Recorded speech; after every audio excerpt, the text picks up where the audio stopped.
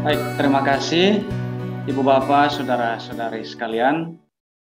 Selamat bertemu kembali dalam ruang virtual yang sama. Maka baiklah malam ini kita akan melihat 4 hal ini. Nah, 4 hal ini. Dari mana datangnya pencobaan? Yang pertama. Lalu kedua, apa saja yang menjadi musuh-musuh utama dari jiwa kita? Dan bagian keempat nanti pola kerja pencobaan, trik-trik yang dilakukan ketika roh jahat mencobai kita, atau ketika kita dicoba itu kira-kira seperti apa biasanya. Dan yang terakhir nanti kita melihat beberapa hal yang praktis, bagaimana cara kita mengatasi pencobaan. Ini alur utama pendalaman tema kita malam ini. Dari mana datangnya pencobaan? Saya memulai dengan mengutip tulisan Rasul Yakobus demikian. Jadi kalau seseorang dicobai, jangan cepat-cepat mengatakan bahwa pencobaan itu datangnya dari Allah. Karena Allah tidak dapat dicobai oleh yang jahat. Dan ia sendiri tidak mencobai siapapun. Kalau begitu, kita boleh katakan pencobaan itu datangnya bukan dari Tuhan. Tapi dari mana kalau demikian? Kita akan lihat. Jadi pencobaan itu semacam hanya memberi kita pilihan. Jadi bukan satu keputusan akhir yang dikatakan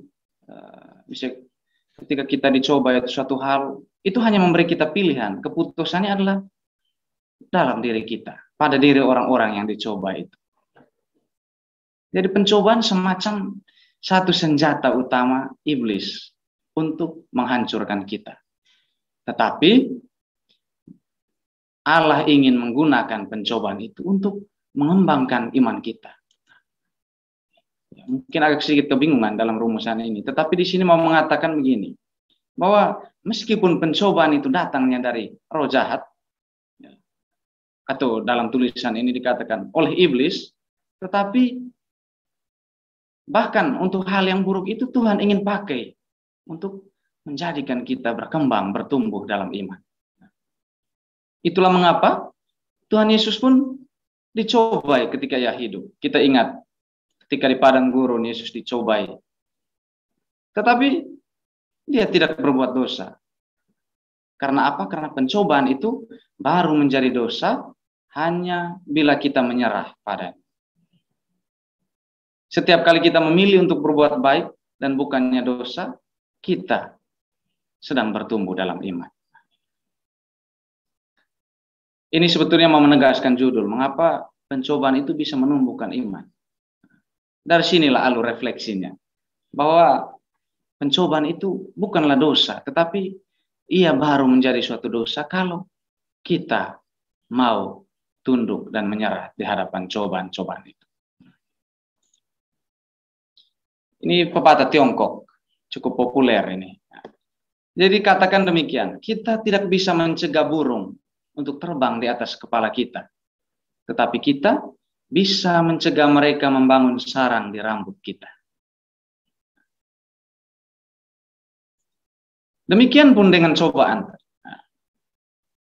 Jadi kita tidak bisa mencegah iblis untuk mengajukan pikiran-pikiran yang bisa menjadikan kita terjebak dengan rayuannya.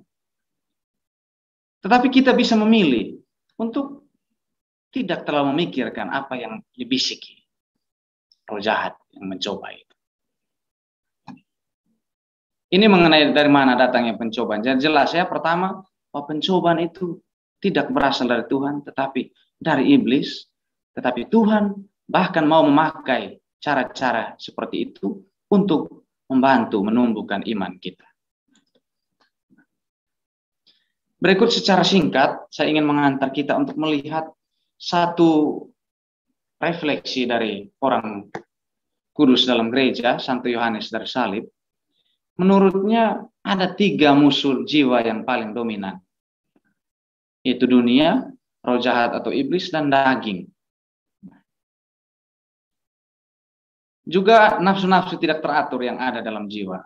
Ini dalam keseluruhan tulisannya 3 tema ini sangat dominan.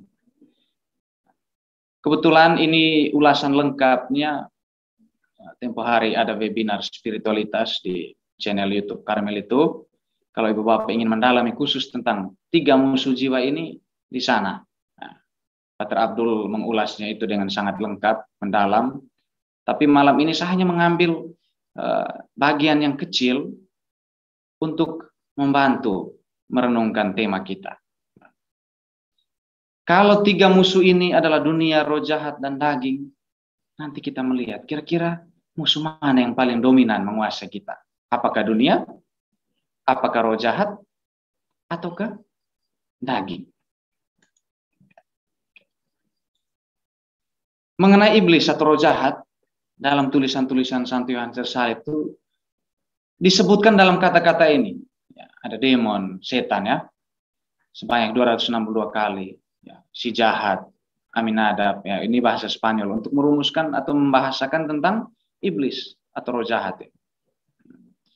Dan roh-roh itu, roh jahat itu, iblis tadi itu, dia menanamkan akarnya dalam ini.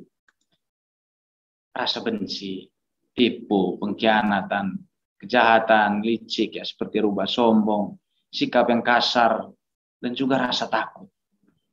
Jadi dia menyamar dalam perasaan-perasaan yang konkret seperti itu. Maka karena di sini yang disinggung yang paling banyak adalah tentang iblis atau roh jahat, maka berikutnya saya akan mengajak kita nanti untuk melihat, sebelum sampai ke sana, untuk melihat dulu ini. Kira-kira buah yang biasanya dihasilkan oleh roh jahat menurut Santo Yohanes Tersalib itu apa-apa saja. Beberapa hal ini kurang lebih. Kecemburuan. Kalau orang cemburu itu biasa menghasilkan yang satu dosa ini, yaitu dengki. Ya. Memusuhi orang. Kalau orang cemburu biasanya begitu, tidak suka dengan orang lain. Ya. Tentu ada juga yang cemburu yang positif ya. Mungkin ya secara rohani. Misalnya lihat orang lain maju di jalan rohani, dia merasa juga terpacu untuk juga maju. Tapi ini berbeda. Ini kecemburuan yang negatif. Kebencian memicu kecemburuan. Penipuan menghasilkan pengkhianatan. Kejahatan beriringan dengan kelicikan. Jadi makin jahat seseorang juga tuh, makin licik juga dia. Dan kesombongan menghasilkan kekasaran. Mungkin kita bisa lihat atau bisa mulai, ya, jangan dulu lihat ke diri orang, lihat ke dalam diri. Mungkin dalam saat-saat tertentu ketika kita mulai berlaku sedikit kasar, bisa jadi itu dihasilkan atau didorong oleh perasaan ini, yaitu kesombongan. Semakin sombong orang tuh dia akan makin kasar juga dengan orang lain. Tidak ada kelembutan, tidak lagi ada, ya, cinta kasih terhadap orang lain. Jadi ini arah pergerakan dari roh jahat menjadi satu sifat atau perasaan atau tindakan yang lebih konkret seperti tadi. Maka selanjutnya kita lihat, untuk bisa mengatasi atau bisa melawan pencobaan itu, kita perlu tahu pola-pola kerja pencobaan itu seperti apa. Saya merefleksikan lebih lanjut dari beberapa kutipan kitab suci, dan juga nanti dari tulisan satu penulis rohani yang saya sangat sukai.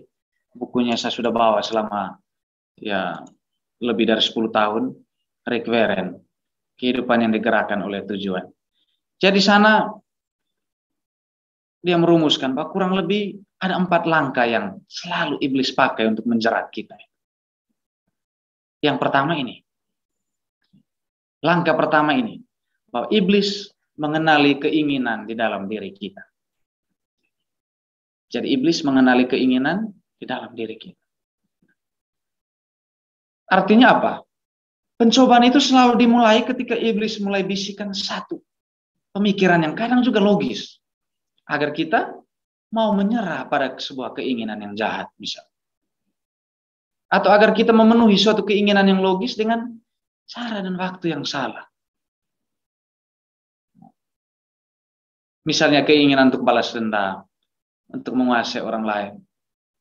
Atau juga mungkin keinginan-keinginan lain yang kelihatannya sangat normal dan juga masuk akal.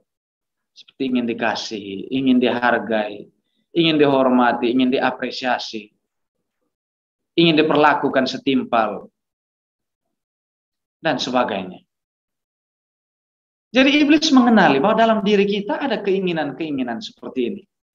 Maka seringkali bisikan-bisikan ini yang kita dengar ya, misalnya dalam rumusan yang sangat halus. Ya, karena memang cara kerja iblis itu halus, tapi dia sangat berjuang betul untuk meyakinkan kita. Oh, kamu layak mendapatkan itu. Misalnya, kamu tuh pantas dikasih.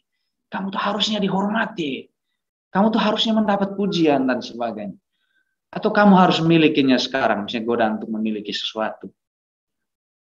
Itu akan sangat mengasihkan, menyenangkan, dan akan membuatmu merasa lebih baik, membuatmu lebih bahagia, lebih gembira, dan segala macam. Jadi pola kerja iblis atau pola kerja pencobaan itu dimulai dengan ini.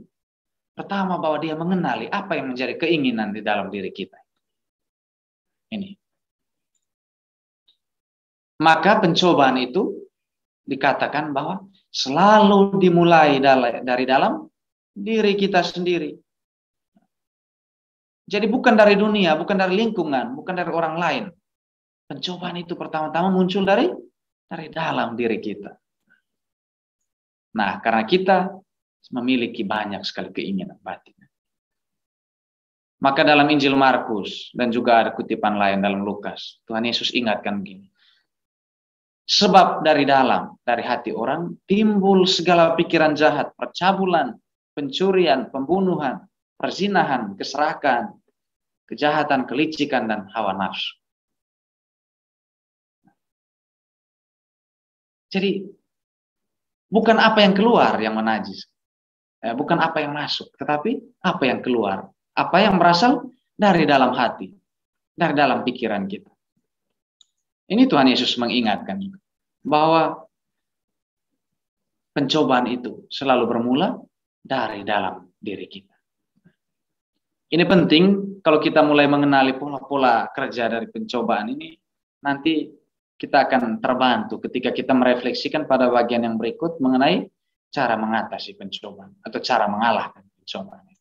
Nah, lalu langkah kedua yang kerap iblis pakai untuk mencobai kita, atau pencobaan itu bekerja dengan mulai membuat kita ragu-ragu. Jadi iblis berusaha membuat kita meragukan apa yang Allah firmankan, misalnya tentang dosa. Dia mulai membuat kita bertanya-tanya, apakah hal yang saya lakukan ini benar-benar salah? Apakah benar hal yang dilarang itu memang dari Tuhan? Bukankah Allah itu memasukkan larangan ini untuk orang lain? Bukan untuk saya. Untuk waktu yang lain, bukan saat ini. Dan sebagainya. Jadi dia mulai mengganggu pikiran kita. Dengan meragukan apa yang Allah definisikan tentang dosa. Itulah mengapa tadi pencobaan itu selalu berasal dari dalam. Yang pertama dibisiki, yang pertama pencobaan itu mulai mempengaruhi cara pikir kita. Ya, kita mulai bernegosiasi, mulai memikirkan ulang, bahkan hal-hal lain semacam mempertimbangkan kembali. Bisa jadi ini ya, ada benarnya juga, segala macam. Jadi langkah kedua inilah keraguan. Pencobaan mulai membuat kita ragu-ragu. Dan yang ketiga, mulai dengan yang namanya tipu daya. Tipu daya. Jadi kalau ibu bapak pernah yang sering dengar ungkapan, iblis itu kadang disebut sebagai ini, bapak segala dusta.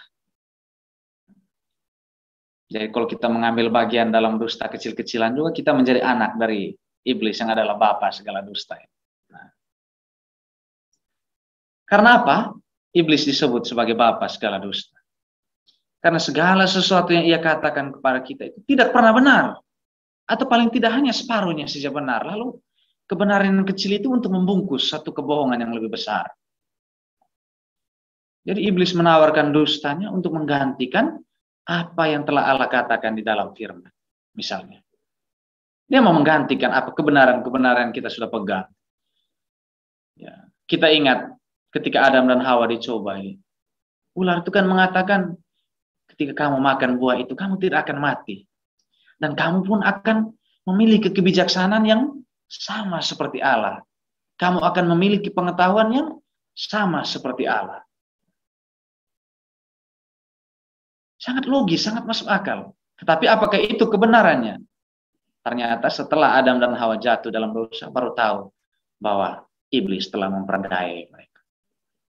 Atau kepada kita masing-masing. Mungkin kadang-kadang dalam hati kita ketika di hadapan satu hal ya, ketika kita mempertimbangkan untuk melakukan yang ini atau tidak, biasanya mungkin muncul ungkapan-ungkapan kecil seperti ini.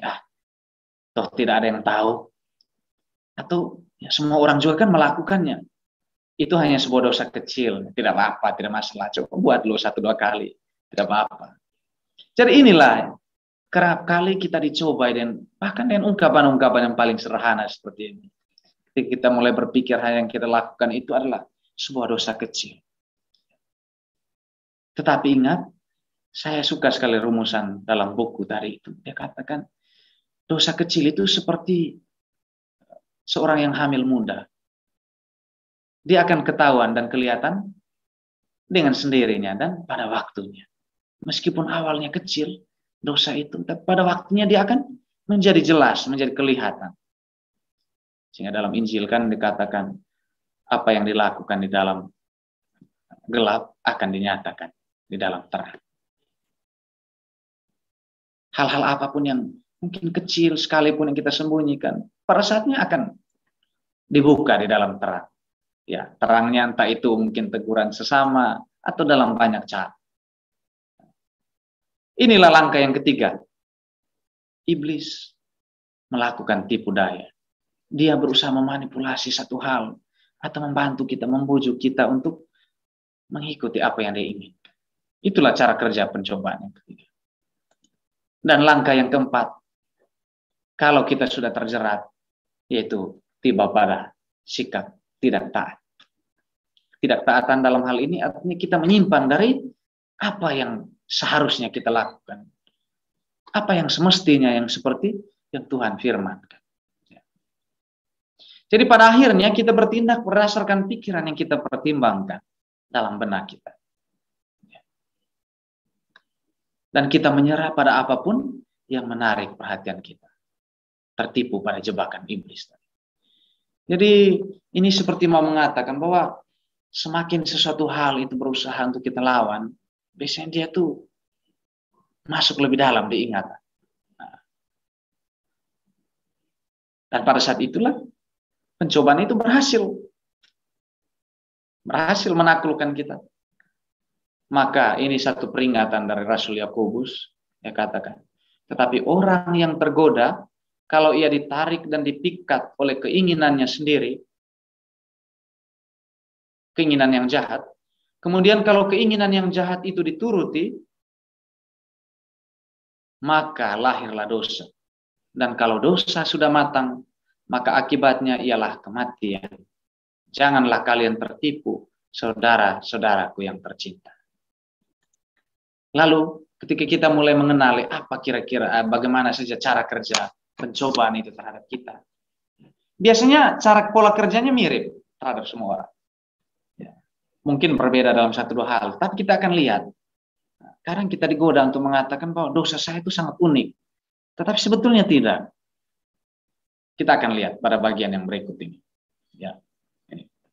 Cara mengalahkan pencobaan. Bahwa kita mungkin kadang merasa bahwa sebuah pencobaan itu terlalu besar untuk kita tanggung. Tetapi ternyata pemikiran seperti ini pun adalah sebuah dusta dari iblis. Ya. Ketika kita merasa bahwa pencobaan saya ini terlalu besar. Ini ada peran iblis di dalam. Karena apa? Karena dalam kitab suci dalam banyak sekali ayat itu dikatakan bahwa Tuhan tidak akan mengizinkan pencobaan yang tidak bisa kita atasi. Dalam 1 Korintus misalnya dikatakan demikian. Meski demikian, meski Tuhan tidak mengizinkan pencobaan yang tidak bisa kita atasi terjadi, kita pun harus melakukan bagian kita untuk mengalahkan pencobaan itu. Rahmat Tuhan akan melengkapi, tetapi kita perlu melakukan bagian kita. Maka berikut ini langkah-langkah praktis yang sekiranya menjadi tugas kita untuk melakukannya. 4 langkah praktis untuk mengalahkan pencobaan. Yang pertama, kenali pola pencobaan kita dan bersiaplah menghadapinya. Ini. Jadi, cara pertama untuk mengalahkan pencobaan ini dengan mengenali apa saja biasanya pola-pola pencobaan yang kita terima dan bersiaplah untuk menghadapinya. Kita akan lihat satu persatu ya.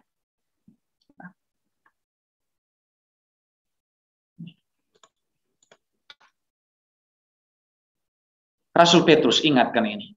Ini kutipan singkat bacaan dalam ibadat penutup, ibadat malam. Kalau Ibu Bapak sering ya, sekarang banyak sekali bantuannya untuk bisa beribadat bersama itu. Tiap hari Rabu atau Kamis malam, saya lupa persisnya. Tetapi bacaan ini selalu diulang. Selalu diulang-ulang.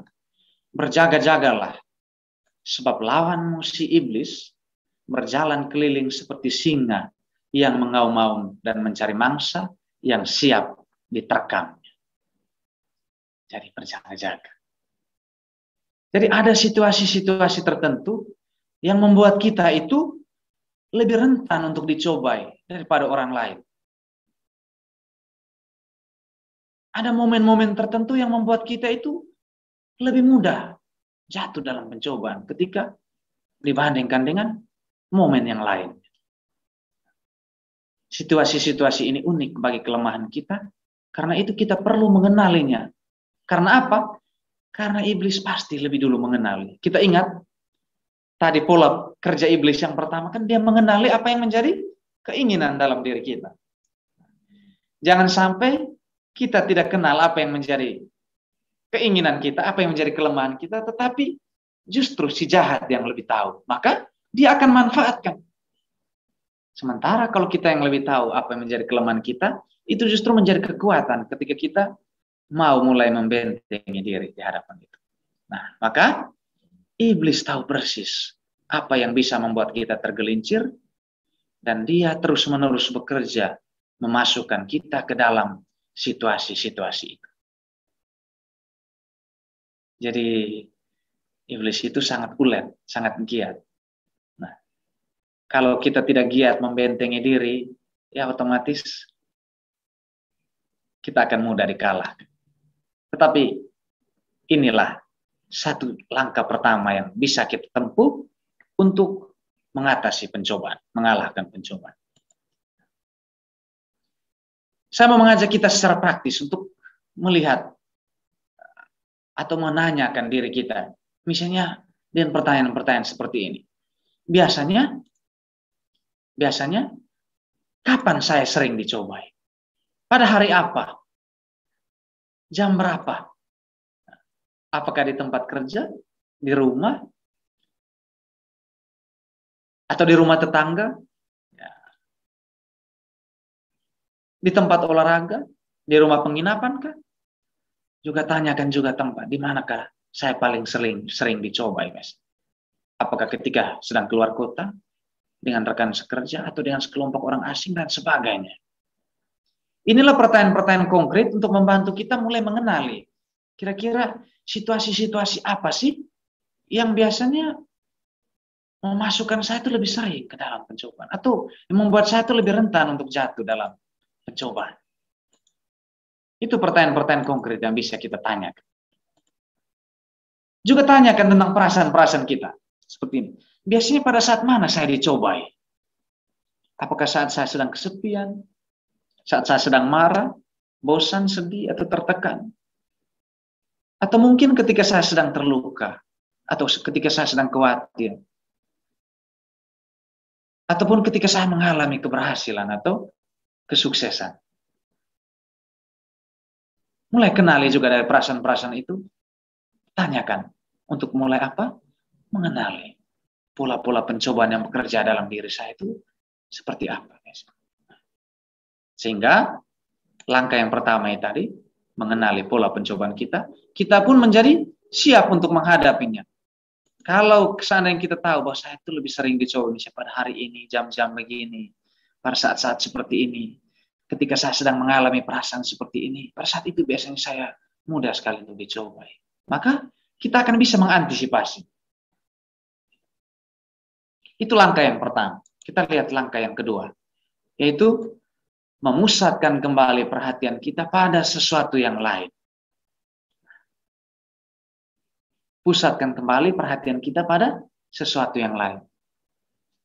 Mengapa?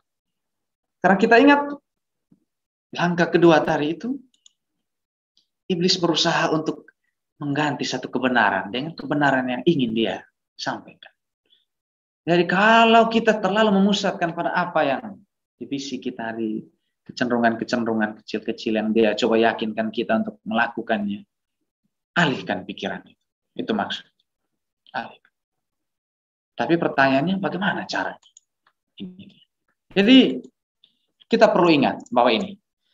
Jadi Alkitab, kitab suci kita, tidak pernah menyuruh kita melawan pencobaan, tetapi melawan iblis.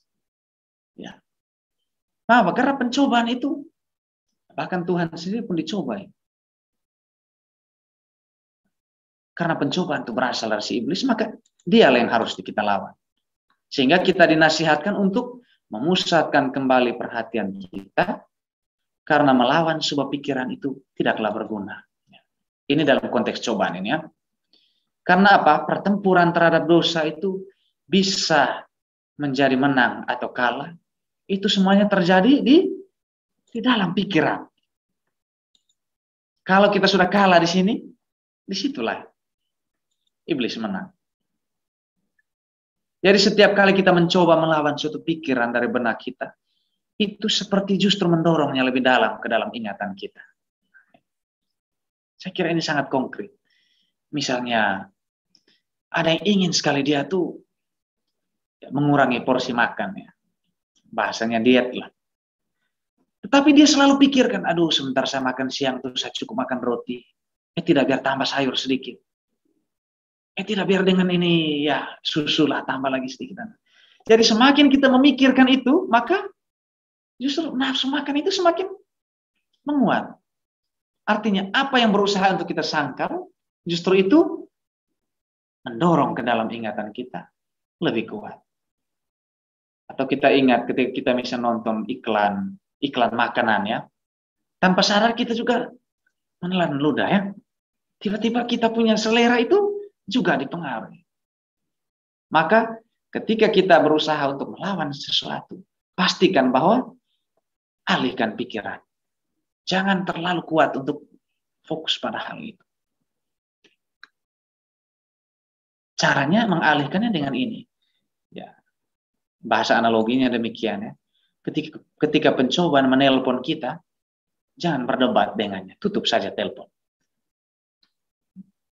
Untuk menghindari dari sengatan itu, jangan lawan lebahnya. Tapi dia akan karena apa? Dia akan terus kejar kita, tetapi menjauhlah dari sana. Jauhlah dari sarang lebahnya. Ini juga mengatakan terhadap pencobaan. Jadi untuk mengatasi pencobaan itu, kita perlu menggantinya dengan satu pikiran yang lain.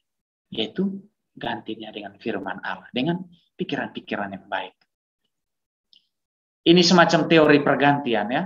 Teori pertukaran. Jadi untuk mengalahkan sesuatu yang jahat, sesuatu yang buruk itu, gantilah pikiran-pikiran yang jahat itu dengan memikirkan sesuatu yang lebih baik.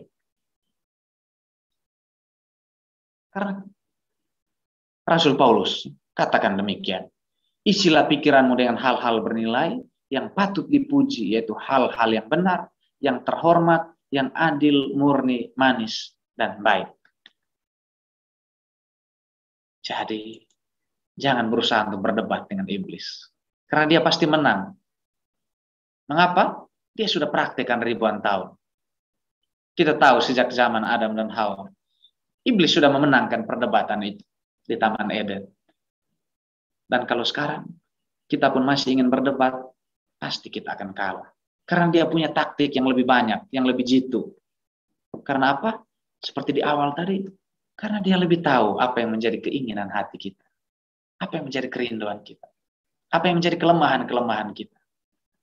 Jadi, jangan berdebat ketika mengatasi pencobaan. Jangan melawan iblis dengan berdebat. Tetapi, gantilah apa yang menjadi godaan-godaannya itu dengan memikirkan pikiran-pikiran yang lebih baik. Pikiran-pikiran yang lebih positif, yang lebih sehat, yang lebih benar. Itu cara yang kedua. Yang ketiga ini, ceritakanlah dengan orang yang terpercaya. Oke. Tenang, ini ada penjelasan lanjutannya juga. Jadi, salah satu cara juga untuk mengatasi pencobaan kita yang sangat pribadi itu, pilihlah orang-orang yang kita percayai, yang kita tahu bahwa kita akan mendapatkan bantuan dari sana. Mengapa kita harus menceritakan dengan orang lain? Jadi, iblis kadang ingin membuat kita menganggap bahwa dosa dan pencobaan kita itu unik. Sehingga kita harus menyimpannya sebagai rahasia. Tetapi ternyata, kalau kita baca keseluruhan kitab suci itu, kejatuhan mereka dalam dosa itu, apa yang menjadi godaannya, apa yang menjadi dorongannya itu, ternyata masih sama dengan yang sekarang kita alami. Itu berarti apa? Bahwa sebetulnya kita semua melawan pencobaan-pencobaan yang sama, dan semua orang pun telah berbuat dosa, bahkan dengan pencobaan yang sama. Itulah mengapa, sekalipun sepersonal apapun pengalaman kita dicobai, tetap dalam bentuk yang mungkin sedikit berbeda, pencobaan itu juga dialami oleh orang lain. Bisa jadi mereka mampu mengatasinya, kita bisa dapatkan bantuan dari situ. Dan saya lanjutkan, alasan kita menyembunyikan kesalahan-kesalahan kita, kadang kerap kali itu disebabkan oleh kesombongan. Kita ingin orang lain berpikir bahwa segala sesuatu yang kita rahasiakan itu bisa kita kendalikan. Tetapi yang sebenarnya adalah apapun yang sudah tidak bisa kita bicarakan, itu sudah tidak terkendali dalam kehidupan kita. Misalnya masalah-masalah tentang keuangan, pernikahan, pekerjaan, masalah anak, karir, jodoh, dan segala macam. Jadi hampir pasti, biasanya ibu bapak, hampir pasti, hal-hal yang sulit untuk kita ceritakan itu, hal yang cukup berat, belum terkendali dalam diri kita. Maka apapun itu, kita tidak akan pernah dapat memecahkannya sendiri. Bicarakan. Paling tidak pertama-tama dengan Tuhan. Baru dengan orang-orang yang kita percaya. Karena apa? Karena semakin satu hal itu kita simpan sendiri, satu pencobaan yang kita anggap kita bisa atasi sendiri, justru iblis makin menjerat kita di sana. Dia mulai membisikkan, benar, kamu pasti bisa mengatasi ini. Kau percaya pada diri. Karena sekarang banyak sekali kan motivasi yang mengatakan, trust in yourself, believe in yourself more than others. Percayalah dirimu melebihi orang lain. Tapi secara rohani, malam ini kita perlu merenungkan kembali ungkapan-ungkapan seperti itu. Bahwa banyak kali cobaan itu tidak dapat kita menangkan kalau kita berjuang sendirian. Bicarakan dengan orang-orang kita percaya, orang-orang terdekat kita. Itu. Apapun itu, bicarakan. Dan cara yang keempat, langkah praktis yang keempat untuk kita bisa mengalahkan pencobaan, sehingga kita bisa bertumbuh dalam iman itu, lawanlah iblis dengan firman Allah. Jadi, senjata yang harus kita pakai ini, yaitu firman Allah. Rasul Yakobus menasihatkan, lawanlah iblis, maka ia akan lari dari serangan. Tetapi pertanyaannya, bagaimana cara kita melawan iblis? Kalau dia itu jauh lebih lihai, jauh lebih terampil dari kita. Maka Rasul Paulus menasihati begini, terimalah ketopong keselamatan dan pedang roh, yaitu firman Allah. Ini senjata yang paling utama. Ini konkret sekali. Ibu bapak sekalian, kita ingat ketika Yesus dicobai di padang gurun. Apakah yang kita dengar di sana ketika Yesus memenangkan pencobaan dari iblis itu? Apakah karena dia menang dalam hal berdebat? Tidak, tetapi Yesus hanya katakan kalimat-kalimat yang tertulis dalam kitab suci. Enyalah iblis. Bukankah ada yang tertulis dalam kitab suci bahwa aku harus menyembah Tuhan Allahku saja dan segala macam. Jadi sebetulnya malam ini kita jadi tahu bahwa ternyata senjata yang Tuhan Yesus pakai ketika dia memenangkan pencobaan di padang gurun itu adalah firman Allah, sabda Tuhan. Bukan perdebatan. Sekali lagi tadi kita tidak akan pernah menang kalau melawan iblis. Seperti ini. Jadi kita pun diajak untuk melakukan hal yang sama. Karena apa? Karena ada kuasa dalam firman. Dan iblis takut dengan itu. Kita ingat banyak sekali mujizat dalam kitab suci. Tuhan mengusir roh-roh jahat itu hanya dengan bersabda. Ketika Tuhan bersabda, itulah firman yang juga menjadi kekuatan bagi kita untuk juga menghalau kekuatan-kekuatan yang membisiki kita itu, untuk mencobai kita. Jadi jangan pernah mencoba berdebat dengan iblis. Dia lebih baik dalam hal itu ketimbang kita, karena dia sudah mempraktikannya selama ribuan tahun. Jauh sebelum kita ada, iblis sudah dikenal sebagai ahli debat dan ahli dalam hal berdusta.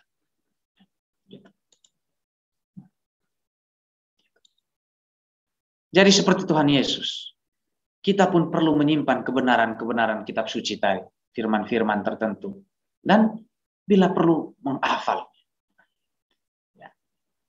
Jadi saya sebetulnya ingin mengajak kita untuk mungkin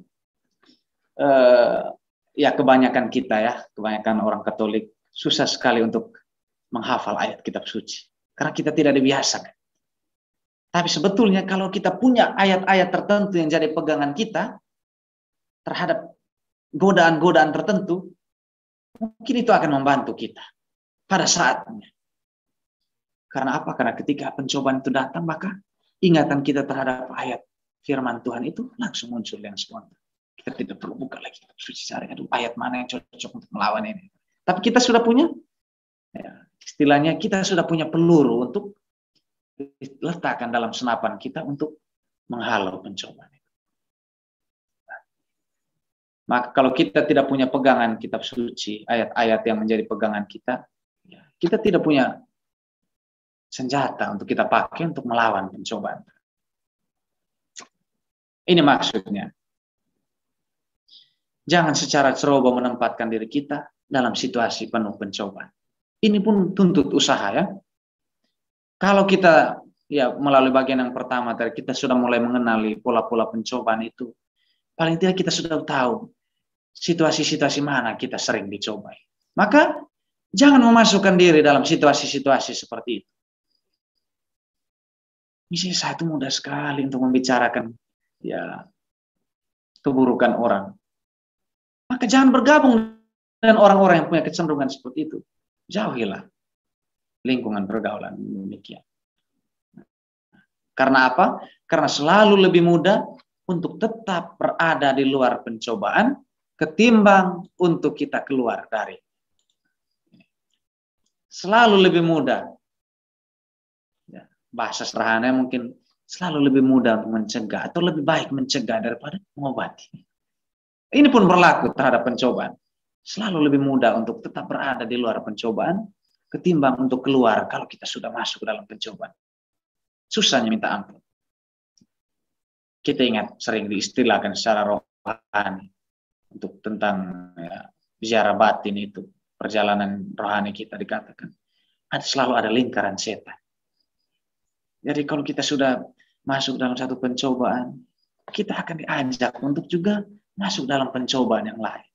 Misalnya kalau satu orang itu dia sudah mulai menipu, maka otomatis untuk membela dirinya, dia harus membuat satu kebohongan yang baru. Harus menciptakan lagi kebohongan-kebohongan yang lain. Ini sangat konkret saya kira.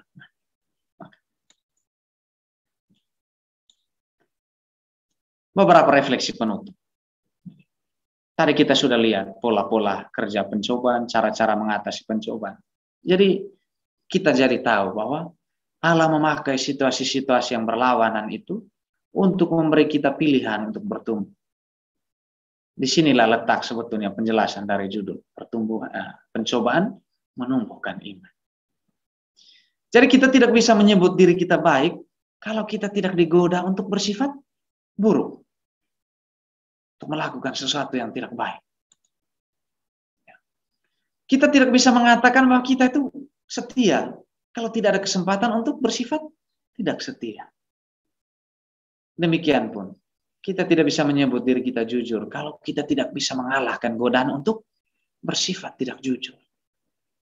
Atau kita tidak mungkin bisa menjadi rendah hati kalau kita tidak bisa menolak keinginan untuk menjadi sombong. Kita tidak bisa menjadi tekun kalau kita tidak berkembang dan mulai menolak untuk menyerah terhadap situasi-situasi yang sulit sekali. Jadi ini keyakinan terakhir ini yang perlu kita pegang, bahwa bahkan dalam situasi-situasi yang berlawanan tadi, situasi-situasi yang negatif itu, Tuhan memakainya untuk membantu kita bertumbuh, membantu kita berkembang dalam iman. Karena apa?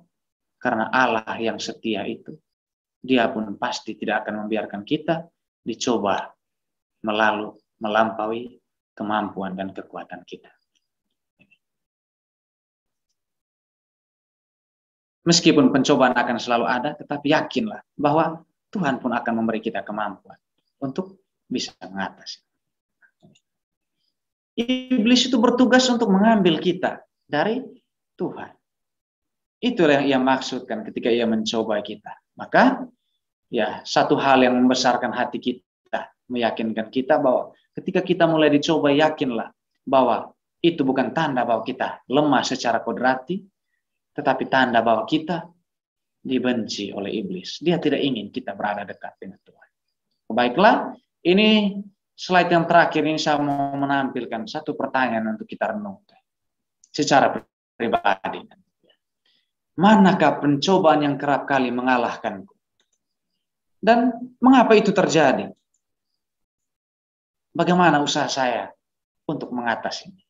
Yang kedua ini, apakah ada orang yang bisa menjadi rekan rohani saya untuk membantu mengalahkan pencobaan yang terus-menerus dengan mendoakan saya?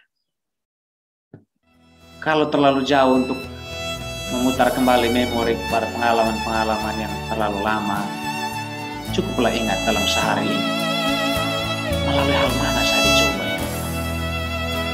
Apakah saya gagal?